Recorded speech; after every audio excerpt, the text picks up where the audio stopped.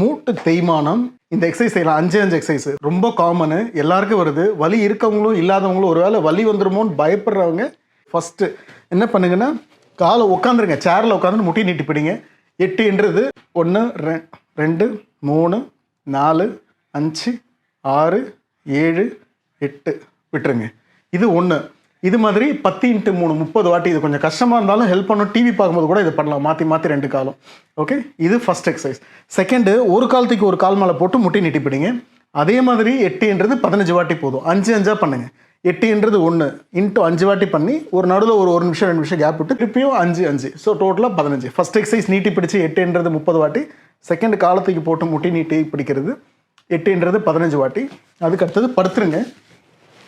படுத்துட்டு ஜஸ்ட் காலை ஃபுல்லாக எக்ஸ்ட்ரீமாக எவ்வளோ முடியுமோ மடக்கிட்டு ஸ்லோவாக நீட்டுங்க. ஸ்லோவாக எக்ஸ்ட்ரீமாக எவ்வளோ முடியுமோ மடக்கிட்டு ஸ்லோவாக நீட்டுங்க. இது வந்து 10 × 3 30 வாட்டி. நல்லா ஃபுல்லாக எவ்வளோ முடியுமோ. கையை வச்சு ப்ரெஷர்லாம் கொடுக்கணும் அவசியம் இல்லை, பட் பண்ணுறதுனா பண்ணலாம். வலி இல்லாதவங்க பண்ணுங்கள், வலி இருந்ததுன்னா ஒரு தடவை கன்சல்ட் பண்ணிவிட்டு பண்ணுங்கள். ஸோ இது தேர்ட் எக்ஸசைஸ். ஃபோர்த்து, காலத்துக்கு இப்படியே பிடிக்கிறது 15ன்றது 8 வாட்டி. 15 கவுண்ட் 1 2 அப்படின்னு சொல்லி 15 கவுண்ட் ஹோல்டு. ஃபுல்லாக மேலே வரைக்கும் என்னால் தூக்க முடியலாம், போக வேண்டாம், இவ்வளோ தூரம் போதும். ஹோல்டு 45 டிகிரி ஆங்கிளில் ஹோல்ட் பண்ணிக்கோங்க. 15ன்றது ஒரு 10 வாட்டி பண்ணலாம். அடுத்த லாஸ்ட் எக்ஸசைஸ் வந்து காஃப் ஸ்ட்ரெச்சு. இதுதான் செவருன்னு வச்சுக்கோங்களேன். இது காலத்துக்கு இப்படி வச்சுட்டு ஸ்ட்ரெச் பண்ணலாம் இப்படி நல்லா. பட் ஸ்ட்ரெச் பண்ணுறதுக்கு பதிலாக டேரெக்டாகவே ஸ்ட்ரென்தனிங்கும் சேர்த்து பண்ணலாம். எப்படின்னா, இங்கே பாருங்கள், இந்த பொசிஷன் போயிடுங்க. போயிட்டு ஏதாவது ஒரு ஜன்னல் ஏதாவது பிடிச்சிருங்க.